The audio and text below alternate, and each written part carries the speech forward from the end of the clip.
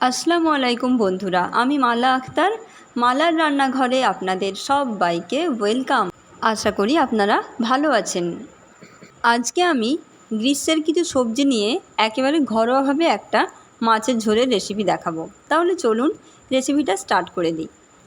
প্রথমে আমি এখানে চারা মাছগুলোকে নুন হলুদ মেখে হালকা করে ভেজে তুলে রেখেছিলাম। মাছগুলো আমি এখানে দুবারে ভেজেছি। আমি এখানে একটু বড় সাইজের চারা মাছ নিয়েছিলাম, আপনারা চাইলে বড় মাছ দিয়েও করতে পারেন। এবার মাছগুলো ভেজে নেওয়া হলে একটা কড়াইতে কিছুটা পরিমাণ সর্ষের তেল দিয়ে তেলটা খুব ভালো মতো গরম হয়ে গেলে তাতে কিছু বড়িকে ভেজে তুলে রাখতে হবে। এবার ওই তেলেই কিছুটা আলুকে লম্বা করে কেটে দিয়ে দিতে হবে। এবার তাতে কিছুটা নুন, একটু হলুদ দিয়ে ভালো করে দু একবার নাড়াচাড়া করে নিয়ে একটু ঢাকা দিয়ে ভেজে নিয়েছিলাম, যাতে ভালোভাবে সেদ্ধ হয়ে যায়।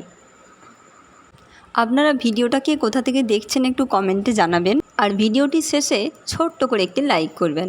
আর যদি চ্যানেলে নতুন হয়ে থাকেন তাহলে সাবস্ক্রাইব বাটন অন করে অল নোটিফিকেশান প্রেস করে রাখবেন, যাতে আমার সমস্ত ভিডিওর নোটিফিকেশান আপনার ফোনে পৌঁছে যায়।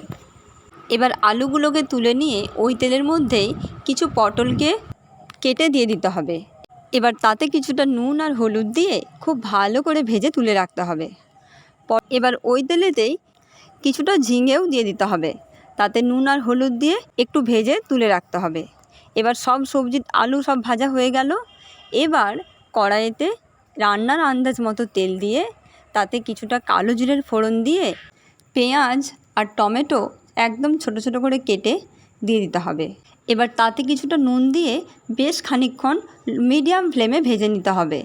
যখন পেঁয়াজ আর টমেটো বেশ নরম হয়ে আসবে, সেই অবস্থাতে আমি রান্নার শুরুতেই আগে থেকে একটা মশলা বানিয়ে রেখেছিলাম, যেটা নুন, হলুদ গুঁড়ো, লঙ্কার গুঁড়ো আর জিরের গুঁড়ো দিয়ে একটু গরম জল দিয়ে ভিজিয়ে রেখেছিলাম, সেই মশলাটাকেও দিয়ে দিতে হবে। এবার মশলাটা দিয়ে ভালোভাবে কষা হয়ে গেলে খানিকটা আদা বাটা দিতে হবে। এবার আদা বাটা দিয়ে একটু সামান্য কষিয়ে নিয়ে ভেজে রাখা সবজিগুলোও দিয়ে দিতে হবে।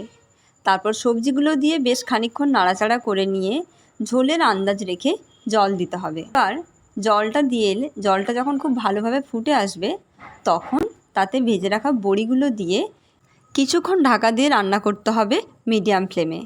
এবার ঢাকা খুলে সমস্ত সবজিগুলো যখন দেখব সেদ্ধ হয়ে গেছে, তখন মাছগুলো দিয়ে দিতে হবে। তারপর টেস্টের ব্যালেন্সের জন্য একটু চিনি দিয়ে ভালোভাবে ফুটিয়ে নিয়ে নামিয়ে নিলেই রেডি। তাহলে আজকে এই পর্যন্তই। আবার আসবো অন্য কোনো দিন নতুন কোনো রান্না নিয়ে। ততক্ষণে সবাই সুস্থ থাকবেন, ভালো থাকবেন। ধন্যবাদ।